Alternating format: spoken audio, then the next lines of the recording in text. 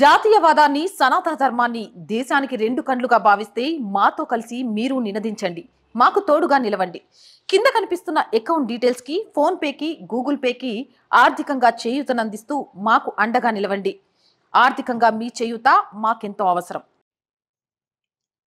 ఓం నమో వెంకటేశాయ. ఈరోజు ఇంతకుముందే ఢిల్లీ నుంచి మన సుధాంశు త్రివేది గారు, రాజ్యసభ సభ్యులు, బీజేపీ అధికార ప్రతినిధి వారు పత్రికా విలేకరుల సమావేశాన్ని నిర్వహించారు. అందులో వారు కొన్ని విషయాలు ప్రస్తావించారు. అవి ఏమిటి అంటే, ఒక 2-3 సంవత్సరాల క్రితం జపాన్ అధ్యక్షుడిని హత్య చేయడం, ఒక 3-4 రోజుల క్రితం అమెరికాలో అధ్యక్ష పదవికి పోటీ పడుతూ ఉన్నటువంటి ట్రంప్ మీద హత్యాయత్నం, ఒక 2 సంవత్సరాల క్రితం పంజాబ్లో ఒక ఫ్లైఓవర్ మీద భారత ప్రధాని మోడీ గారు వెళుతూ ఉంటే అక్కడ భద్రతా వైఫల్యం, దాదాపు అరగంట సేపు ఫ్లైఓవర్ మీద ఆగిపోవటం. అదేవిధంగా మన దేశంలో కొన్ని రాజకీయ పార్టీలకు చెందిన వాళ్ళు పదే పదే ప్రధానమంత్రిని చంపేయాలని, పూడ్చిపెట్టాలని, చచ్చిపోవాలని ఇట్లా శాపనార్థాలు పెడుతూ ఉండడం, హింస హింస అనే పదాలు పార్లమెంట్లో వాడుతూ ఉండడం, ఇట్లాంటివన్నీ కూడా ఒక పథకం ప్రకారము, ఒక వ్యూహ రచన ప్రకారము జరుగుతున్నటువంటి సందర్భమే తప్ప ఇవన్నీ కూడా ఏదో అనుకోకుండా జరిగిన సందర్భము, సన్నివేశము కాదని వారు చెప్తారు. గుజరాత్ ముఖ్యమంత్రిగా ఉన్నప్పటి నుంచి నరేంద్ర మోడీ గారికి ప్రాణహాని ఉంది అనే విషయం అందరికీ తెలుసు. కానీ ఒక రకంగా చెప్పాలంటే భద్రతా దళాలు ఇవన్నీ వాళ్ళ పని వాళ్ళు చేస్తూ ఉన్నప్పటికీ కోట్లాది మంది ప్రజల యొక్క అభిమానము లేదా కోట్లాది మంది ప్రజల యొక్క ఆశీస్సులు, వారి దృఢమైనటువంటి అమ్మవారి ఉపాసన, ఈ కారణం చేత కూడా వారు కాపాడబడుతూ వస్తూ ఉన్నారు. ఈ రోజున ముఖ్యంగా మొన్న ఎన్నికలైనప్పటి నుంచి చాలా దారుణంగా ప్రవర్తిస్తున్నారు కొంతమంది మన దేశంలో.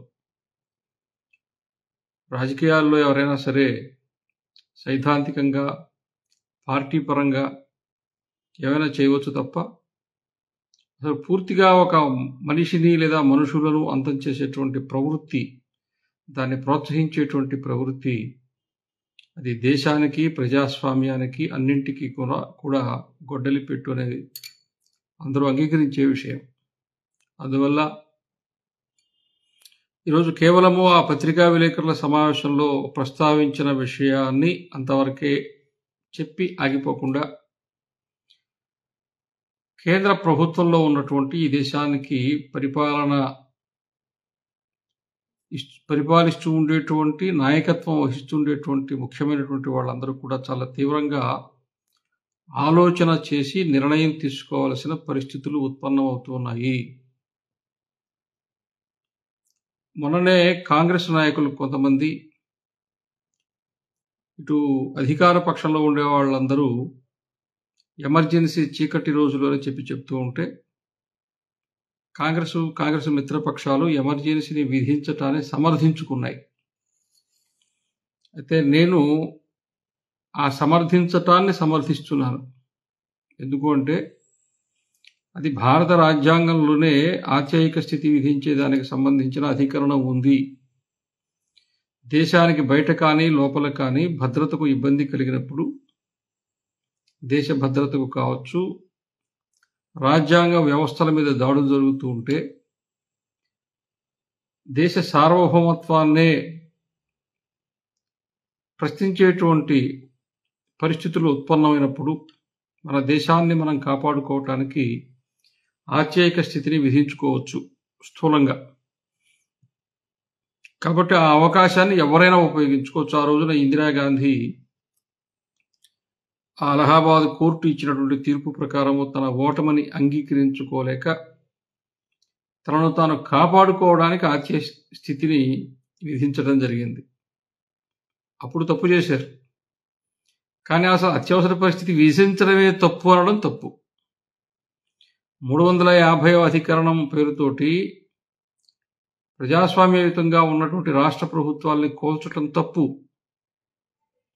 కానీ మాటిమాటికి కుటుంబాలు, గ్రామాలు తగలబెడుతూ ఉంటే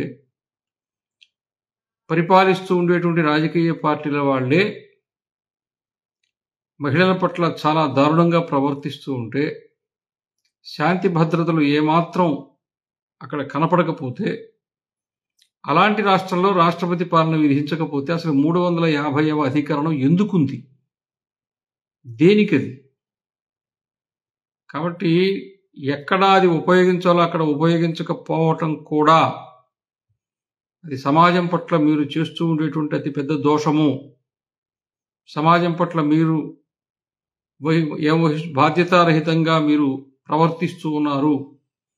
కాబట్టి సమాజంలో ఒక భయానకమైనటువంటి వాతావరణాన్ని సృష్టించి స్వేచ్ఛా జీవనానికి హాని కలిగిస్తూ కొన్ని సామాజిక వర్గాలను బాగా ప్రోత్సహించి రెచ్చగొట్టి కొన్ని సామాజిక వర్గాలను చాలా తీవ్రంగా అణిచివేస్తూ ఉంటే, అటువంటి వాళ్ళ పట్ల కూడా మీరు గనక కినుక వహించినట్టయితే అది కూడా మీరు చేస్తూ ఉండేటువంటి ఒక అసమర్థత, చేతగానితనము, నిర్లిప్తత, నిర్లక్ష్యము, ఇంకా ఎన్నైనా చెప్పుకోవచ్చు.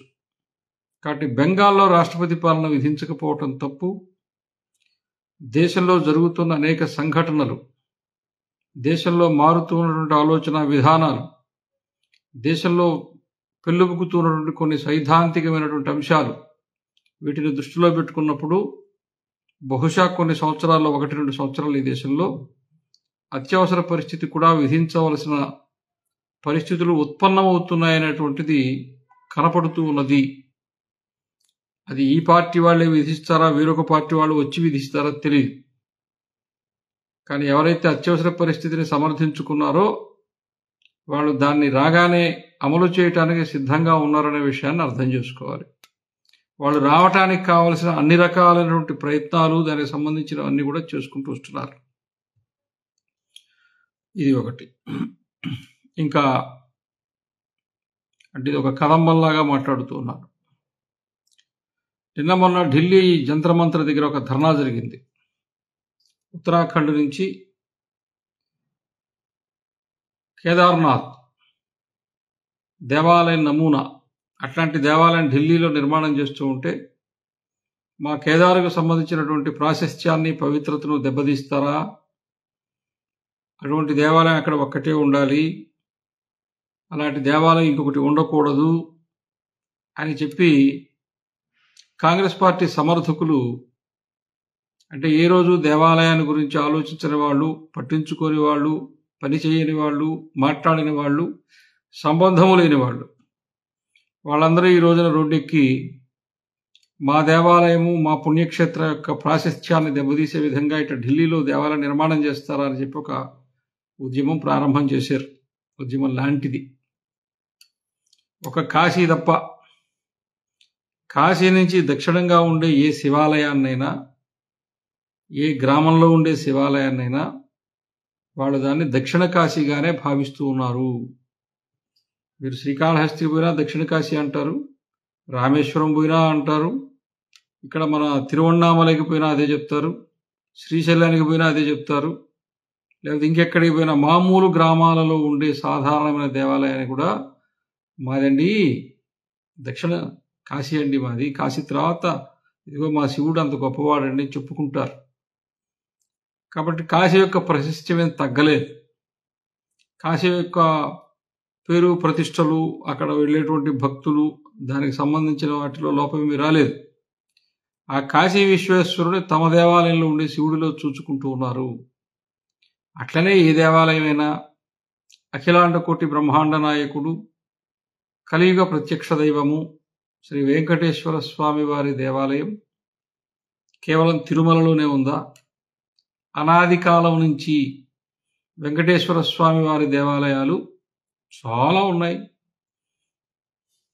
ఉన్నాయి. అన్ని జిల్లాల్లో ఉన్నాయి.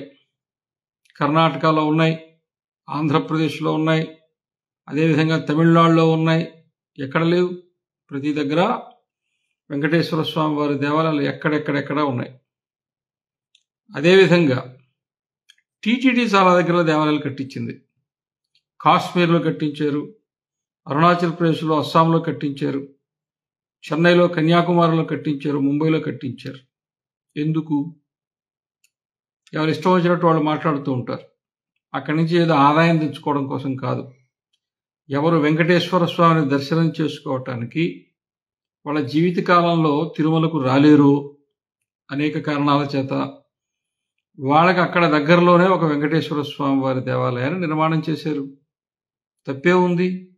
అందరు రాలేరు. ఒక్కసారి రాగలరు, 2 సార్లు రాగలరు.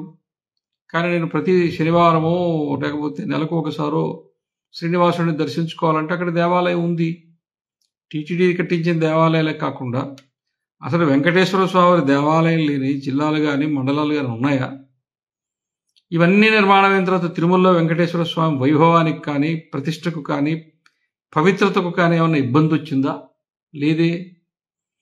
కాబట్టి ఇట్లాంటి అనవసరమైన విషయాలు తెర మీదకి తీసుకొచ్చి హిందూ సమాజానికి అనేక రకాలైనటువంటి మొదలే సున్నితమైన హిందూ సమాజం దీనికి మరలా ఇంకా కొన్ని ప్రశ్నలు మనసుల్లో రేకెత్తించి లేవనెత్తి ఆ రకంగా హిందూ సమాజాన్ని బలహీనపరిచేటువంటి ప్రయత్నం జరుగుతున్నది. దీని పట్ల కూడా జాగరూకత వహించవలసి ఉన్నది.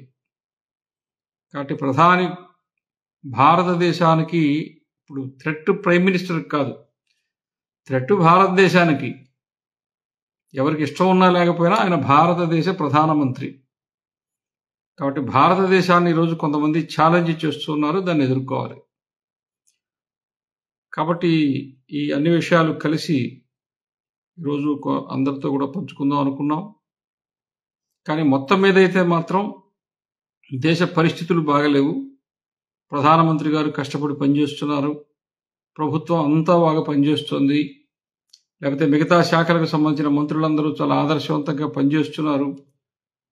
ఈ వాతావరణంలో, ఈ ఆనందంలో, ఈ నిజాయితీలో, అందులో ఉండే తృప్తిలో కూరుకుపోకండి ఎవరు కూడా. మన దేశానికి అంతర్జాతీయంగా చాలా తీవ్రమైనటువంటి థ్రెట్ ఉంది, ప్రమాదం పొంచి ఉన్నది. ఆ లక్షణాలన్నీ పొడసూపుతూ ఉన్నాయి. కాబట్టి మనం జాగ్రత్తగా ఉండాలి. మొత్తము భారత జాతి జాగరూకులమై ఉండాలి, జాగృతి కలిగి ఉండాలి. ఈ విషయము అందరూ కూడా కొన్ని విషయాలు మనం వింటుంటే అరికాల కింది మట్టే కదిలిపోయేంతటి పరిస్థితులు మన దేశంలో కనబడుతూ ఉన్నాయి. ఎవరు అంత సులభంగా తీసుకోకండి, సులువుగా తీసుకోకండి. అందువల్ల ఈ గెలుపులు ఓటములు ప్రభుత్వాలు ఇవి కానే కావు. ఇవి ఏవి ఈ రోజున స్క్రీన్ మీద లేదు, తెర మీద లేవు. వేరే విషయాలు, వేరే సిద్ధాంతాలు, వేరే వేరే వేరే వేరే వ్యూహాలు ఇవన్నీ కూడా వేగంగా కదలికలు వస్తున్నాయి. వాటి పట్ల మనం జాగరూకులమై ఉండాలి. జై శ్రీరామ్. మీ ఆదరణి మాకు ఆనందం. మా వెంట మీరున్నారని అతిపెద్ద ధైర్యం. దయచేసి సబ్స్క్రైబ్ చేయండి, లైక్ చేయండి, షేర్ చేయండి. కామెంట్స్ ద్వారా మీ అభిప్రాయాన్ని పంచుకోండి.